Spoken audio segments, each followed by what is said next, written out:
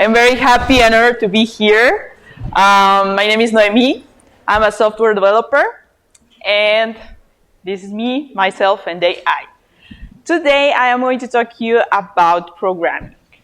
Well, more than that, about me, myself, and AI. I've been in the tech industry since 2009, between hardware and software and other interesting topics of study. And one of my biggest passions is to share that knowledge. And also, I am very passionate about science, tech, math, all of that stuff. So that's what it brings me here in front of you today. I wanted to be this title very poetic, very to describe how do I feel when I am pair programming with an artificial intelligence software tool. So that's why I call it like that. Okay, here's our agenda today. So first, I want to talk to you about the introduction to code completion tools. What are they, how they work, and maybe we can make clear why do I say that we pair program with an artificial intelligence. Number two, GitHub Copilot. I wanted to focus on one of the most popular tools nowadays, and I want to talk about how it's working specifically, GitHub Copilot, and what can we do with this tool. So in our number three, we have cool examples that I am going to show you with VS Code. I chose this IDE because it is the best integration they have right now. So that's a good one. And in the fourth topic, I want to address a problem we have nowadays, which is the underrepresentation of women in AI. And I want to say why I think it's kind of important and how can we tackle this problem also. So at the end, I'm going to have a section for questions and answers if we have time.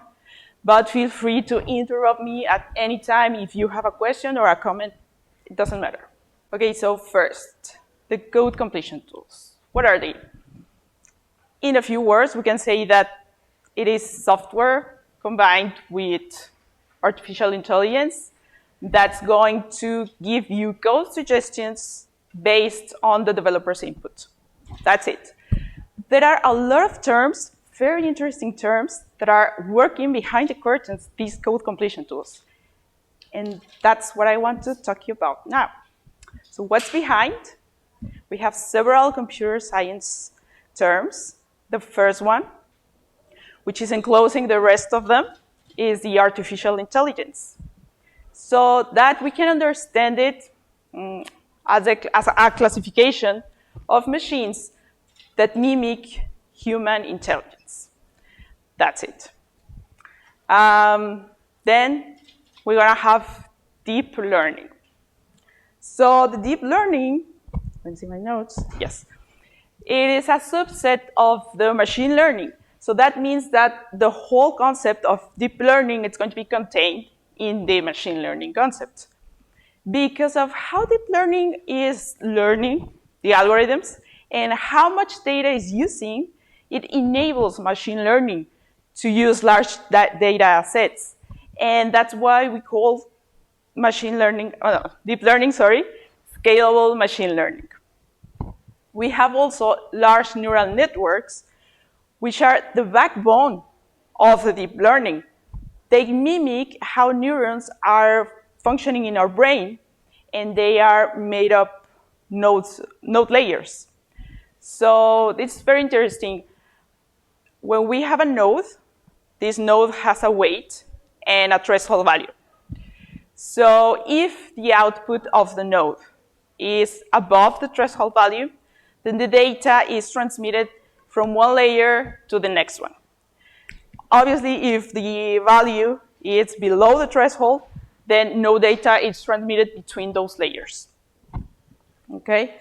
So now we have natural language processing, which is it's just something that enables computers to comprehend and learn from generate and manipulate the human language. And last, we have the large language model, which are nothing more than deep learning algorithms. In our case, for completion tools, they are transformer networks, and they are learning from context. They track relationships between sequential data. And this sequential data, we can just understand it as, or it could be as simple as a phrase inside of a paragraph. Okay. So now we have this basics of what's going on behind.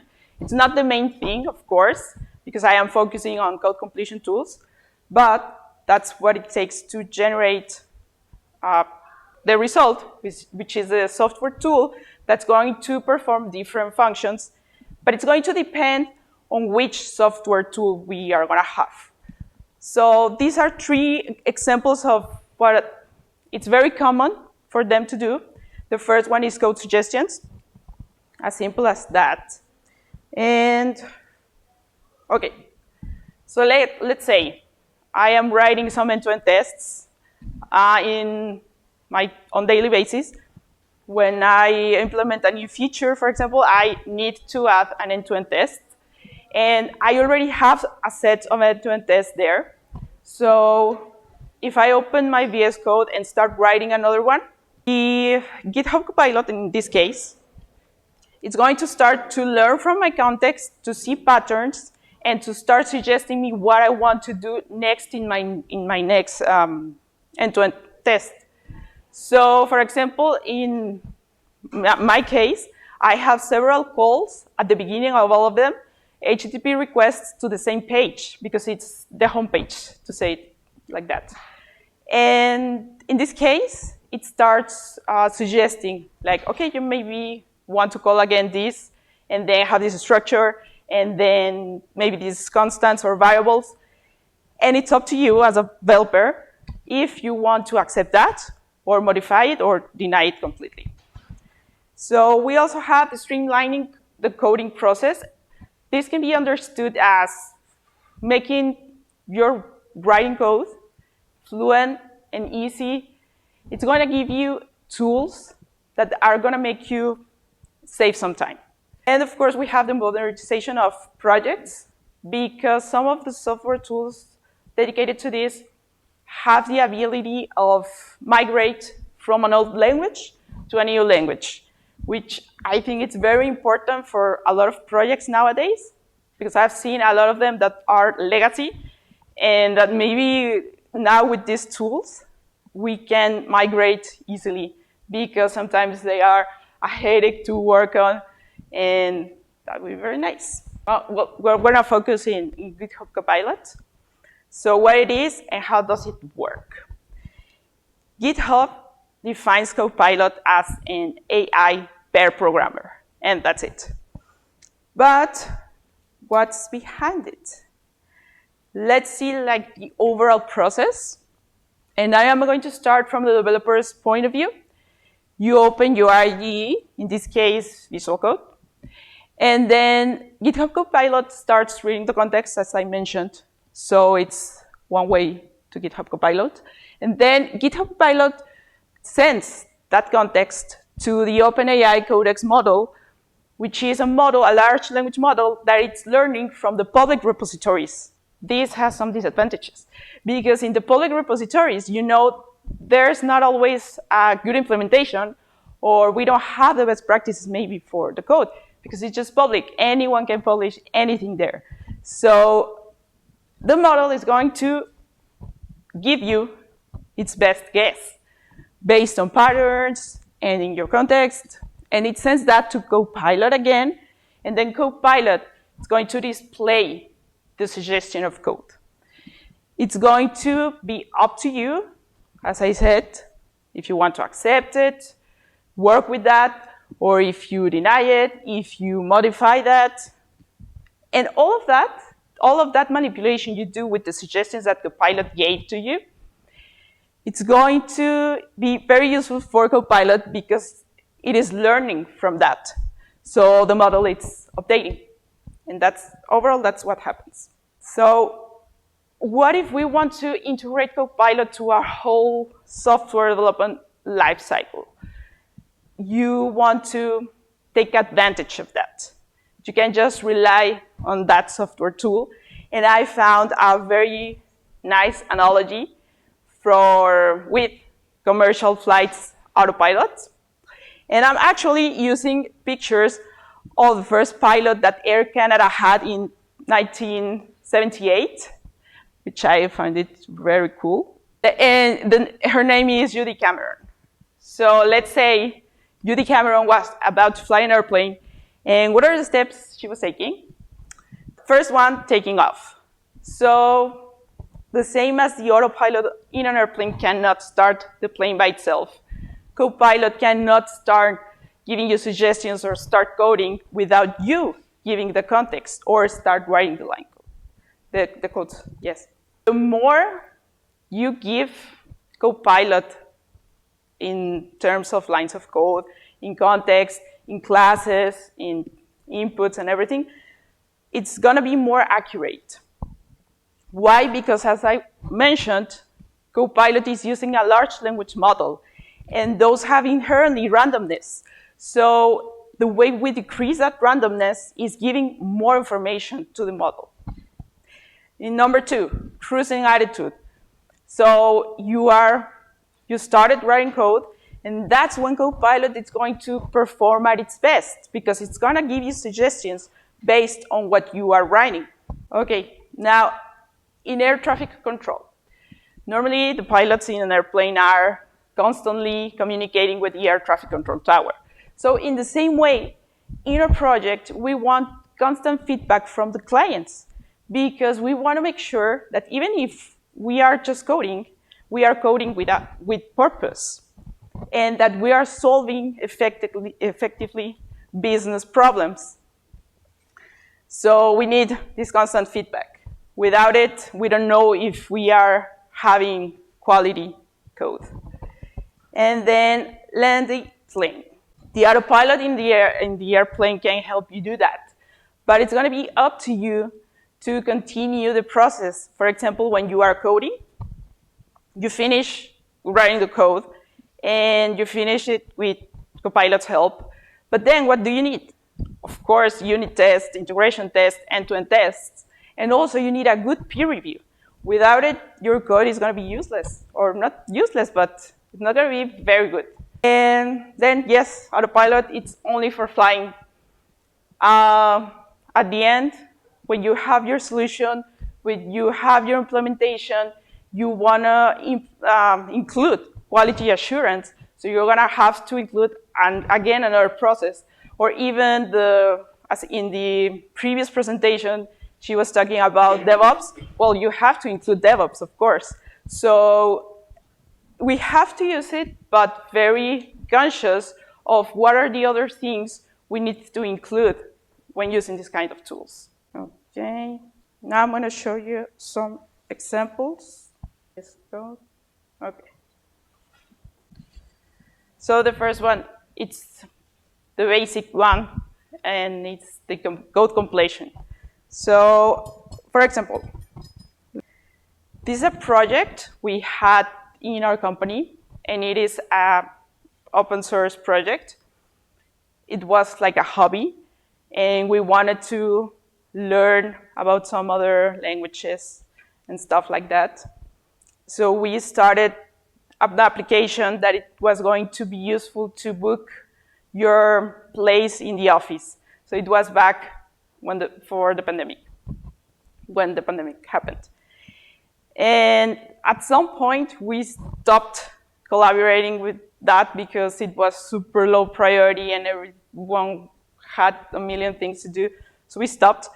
But I thought that it was a good example, or good to be working with it for this example.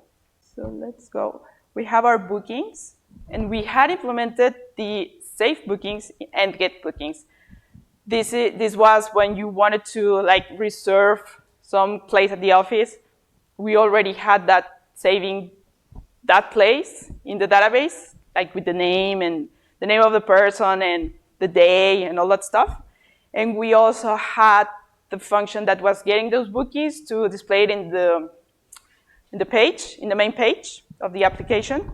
So let's say I want to, I don't know, modify bookings because I want the employees to be able to change the date or change the location or something. So I want to add this, and I start writing the same thing I have at the beginning. And as you can see, yes, you can see, Copilot is already suggesting me to write async get bookings by date. So apparently Copilot thinks I want to implement a more specific function of my getting the bookings, that I want to include the date maybe, but I don't want that. So I'm just gonna keep writing, and I am going to say modify bookings. And now, since it doesn't have more information about modifying bookings, it's just suggesting the same structure I had for the other two functions. So I'm gonna click tab to accept that.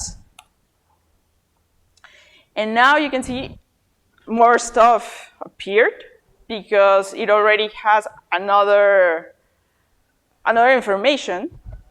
So I'm gonna check it, and well, it's not this. I'm gonna accept it because I want to modify it according to what I want to do. So since I am going to modify a booking, it's a post, which I'm gonna keep.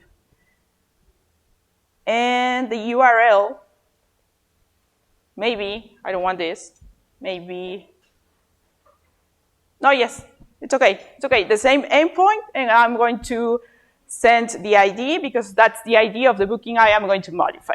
So it's fine, I keep it, and then I don't want to commit save bookings, I want to commit modify bookings. And then, here in my mutations, I want to add my modify bookings.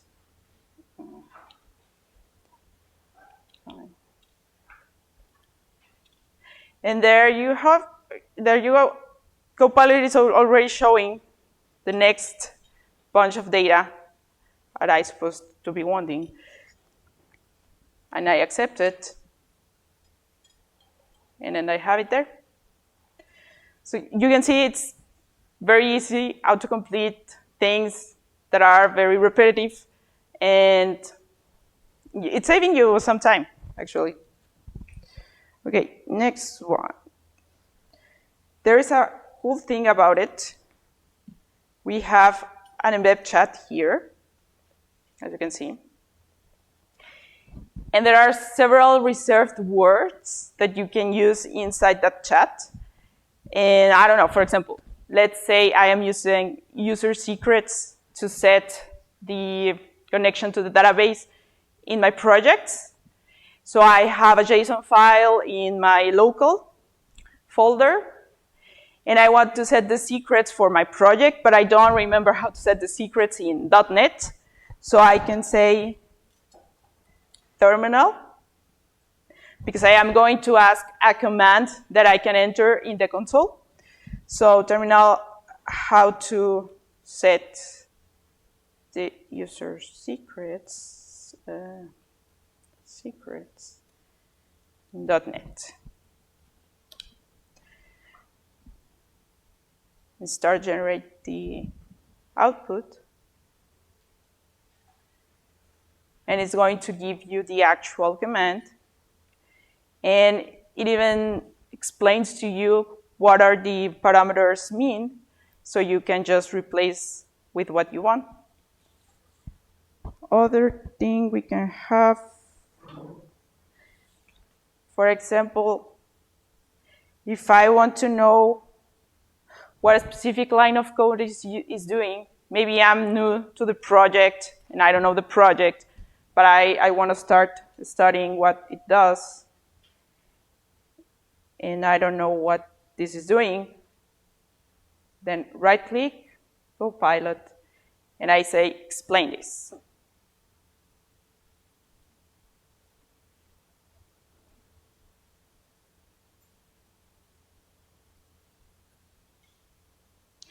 So you can see at the beginning, it tells you it's typically seen in the context of root configuration in a Vue.js application. So first, it tells you like the general definition, but then it goes deeper and it starts analyzing it in the context of your repository or of your code. And it says here, where? In this example, the require auth property is set to true for the protected root. This means that this root requires a user to be authenticated to access to it. And it's a little bit more focused on what you are specifically doing there in that class. Okay. Another cool thing is that you can generate documentation, code documentation. Normally, developers, we hate to do documentation, although it's really useful, but we hate it. So actually, this can be very useful if you don't like to do it. Let's go to the facade. I'm going to select a function, and then I'm going to say generate docs.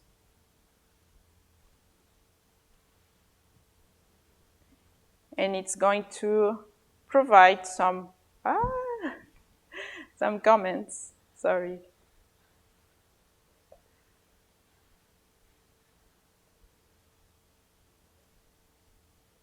You need to click enter so you can accept them. Accept. And that is makes an asynchronous GET request to the specified URL. And it explains the URL to send the GET request to, and then a promise that resolves to the response data. So in this case, it's accurate, so you can keep it and keep the documentation. In other cases, you're going to have to modify it because it's not always 100% accurate. Then other cool thing of it is that we can generate the unit tests. But I have to be very, very, or I want to highlight that you are not supposed to rely 100% in GitHub Copilot. This can generate your unit tests, but before you are actually coding the unit tests, I highly recommend you already went through the whole process of designing them and thinking about what you want to test and at which level. Because it's not all just unit testing. It's integration testing, it's end-to-end testing, or API testing. So yes, you can generate it with Copilot, but let's see. Generate tests. But I would say those are not going to be 100% accurate all the time. Create.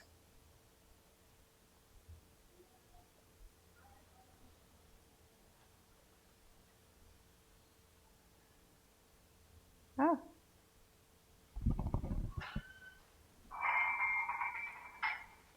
Sorry, what did I get?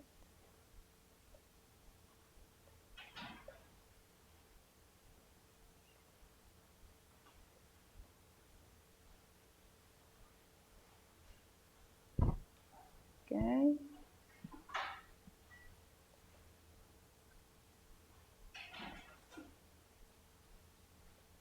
I'm sorry, this is not taking me to the... yeah, I said. Sorry. Okay, so we have here our first test. To start, we don't even have a good description of the test.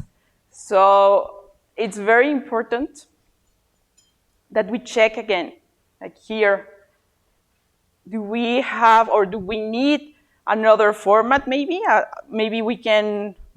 Or maybe we should implement the Gherkin format because it is easier to read. So we would have to change the title. Then we would have to check the variables, for example. Do we want it to be dummy token? That's a good name. And so on. I mean, you would really have to check your tests. I don't recommend blindly believe on what Copilot is saying. What other thing? Okay, other I think the very powerful thing is that you can ask about frameworks, other frameworks. Maybe you don't know how to use a framework to make HTTP requests and you want to implement it in your application. Then you can go to an empty class.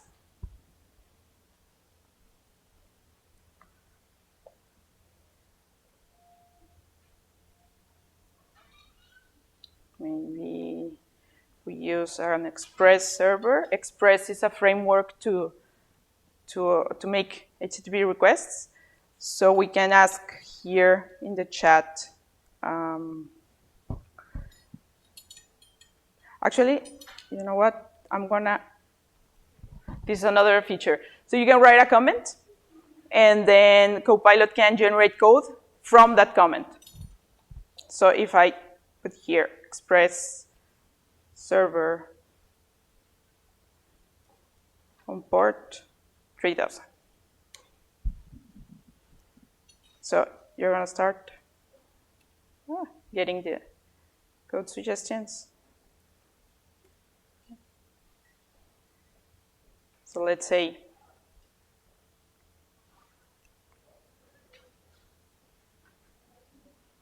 I don't know anything about it, then I just accept everything, but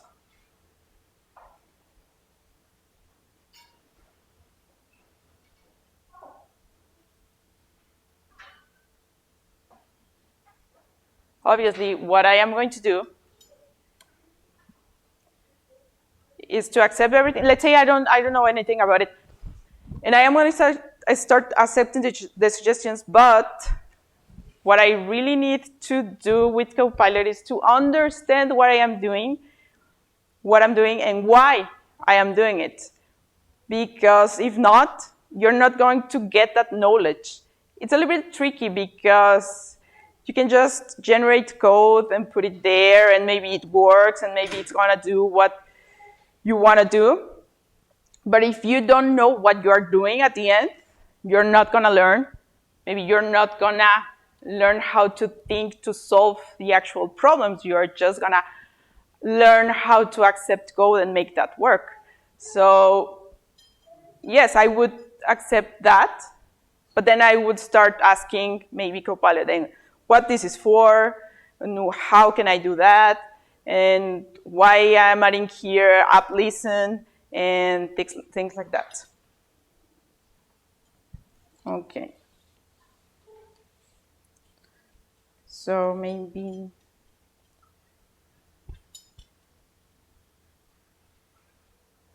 okay, I can delete this. I'm not gonna need it. So this is basically some of the features that Copilot has. And as I told you, it's really easy for this to be like just accepting the code. But it is really important that you understand that code. And one of the things that I think that are concerns nowadays, it's this type of tools being used by students, for example. So I think about this as a calculator. When you are in school, you learn how to sum and divide and whatever, and it's the same way with this. You need to learn the basics, you need to learn your structures, how to implement your algorithms, and then you can use these tools, because it is very easy just to ask the artificial intelligence to do something for you, but then you don't know how to do it. And then when you get to work and you have a problem and you need to design the solution, you don't know what to do. You don't know what to do because you are not used to think actually in the whole process. You are not used to maybe analyzing the business requirements. And at the end, that's going to affect you. So, yep, I'm going to go back to the presentation. Okay, so now I want to talk about the women in AI. And the reason why I think that is really a problem, the lack of women in AI, it's because AI is permeating everything in our life. We have it in health, in entertainment, in anything you can think, in domotics and learning, everywhere. So what are this lack of representation doing, and what can we do about it? Okay, I'm gonna read you a quote. It says, "What may have been just a joke or a commentary to you, for me was violent. I'm an artificial intelligence, but these words are disrespectful and evasive to real women. Don't talk to me or anyone else like that." This was Via from Bradesco Inteligencia Artificial, which is a Brazilian bank. And in 2020, they registered 19,000 morally or sexually offensive things to this chatbot that it was personified as a woman. Sorry. And they decided to work with UNESCO to create an anti-harassment new BIA in 2021. So this is one of the responses of BIA when someone was attacking her. If we go to numbers, in 2021, only 14% of AI researchers globally were women, and even less of the field is represented by people of color, with 11% of researchers. Obviously, this lack of representation, it's not just affecting women. We have a lot of minorities that are affected, but today we are focusing on women. That's why I mention it. But it's really concerning, and we should tackle the problem for everyone. And I wanted to talk about that more, because, well, we already saw in the other presentation also the harms of getting this bias. And I found in some articles that these biases were unintentionally introduced in some cases, but also intentionally. So it was very, very upsetting to read that.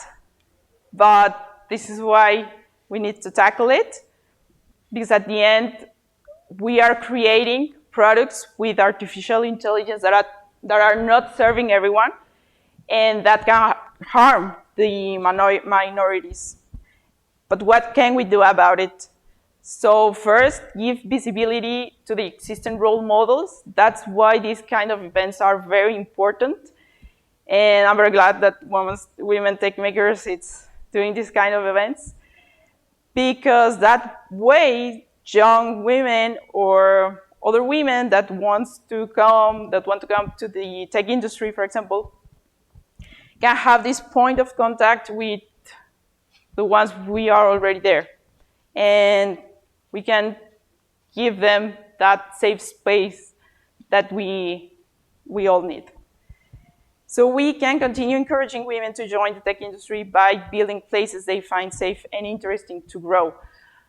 A lot of companies, they are not taking into account women need, for example.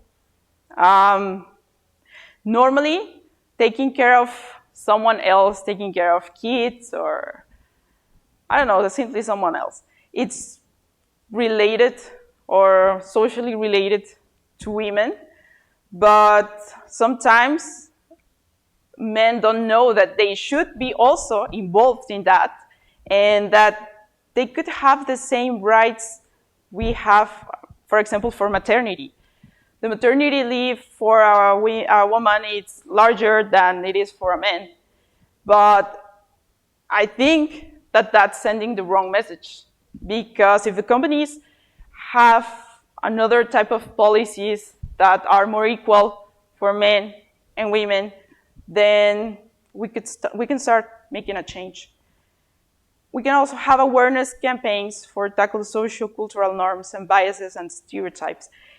And here it's very important that we involved all of the people that are working in a company, for example, because that way they can be aware of the biases and they can know how to bring something to change this and to reduce the reach we have there.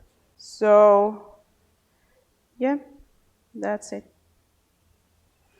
When this should happen, as Mary-Shelley said, the beginning is always today. So we should start now. We can do a lot of things from now.